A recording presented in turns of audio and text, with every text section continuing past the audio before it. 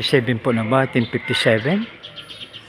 Ang iyong maabangin ko po at mga kasama pa kapatid ay dito po sa Barangay Castaños, Bailin, Cavite, Barangay Hall. So maganda ang kwan dito, kaya pala malamig. Kaya po pala malamig dito sa dami ng kahoy sa labas. May mga niyog, may kopi pala. Ang kopi pala ito matagat, may santol at iba pang mga fruit bearing trees.